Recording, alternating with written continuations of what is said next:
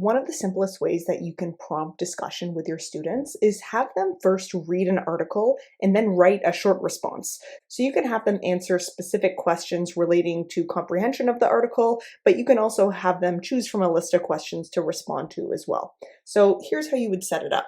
First, you would create a roundtable, and then as you're putting together the roundtable, you would first include the link to the article, maybe a Google Drive file. You could also upload a PDF as well. Then you'd come up with your list of questions. So for example, what is your understanding of the difference between blank and blank, or why is this topic important? What questions do you have? What's something you learned? Or maybe identify an example of blank. So again, you can have students answer all of these questions, or maybe you just want to have them choose one or two.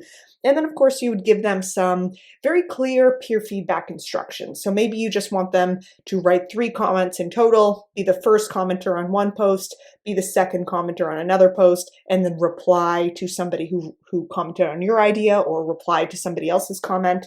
In any case, this is a great way to get the conversation going and really have students participating in different threads of discussion in the conversation. So once you're done with the prompt, you can set these expectations and kind of reference them again in the peer feedback questions. So these are going to appear below each individual student's response in the discussion. So you could set up some sentence stems or maybe even some questions to consider as they're going in and leaving their comments on other responses. Any of the questions that you set up in the peer feedback questions are going to appear under each individual post in the discussion. So when students are going and leaving their first, second, third comment, they're going to see these questions here and they'll be able to respond to them. They could even click if you wanted them to respond to multiple questions. Once you've set up your prompt, next step is to basically invite students. So click invite students. You can copy the link or the code and share it with them.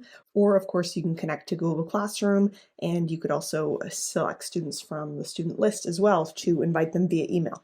As students sign in and begin to share their reading responses, you're going to see their names start to populate under participants. And of course you'll see their secret identity here. So we have Voltaire, James Welsh, Slavoj Edward Penkala. So of course, those are not my real students. I can click the eye icon and I can see the real names of those students. And their actual responses are going to be down the middle here. I can click to open one up. I can click to see any of the comments. And of course, I can go and take part in that comment section as well. As a teacher, you can add your own model response if you want to kind of give a model answer. You could also highlight certain ideas that students have mentioned as well. So if I wanted to mark this as a model submission because, it was great grammar and great insights, I can mark it as a model, and then students will get a notification and they'll see the star beside that student's post. A couple other things, of course, we can go and click assessment to leave any feedback, score them on any sort of criteria. I turned it off for this discussion, but you always go back to the settings and turn it on. And then at the end, we could see the summary data as well.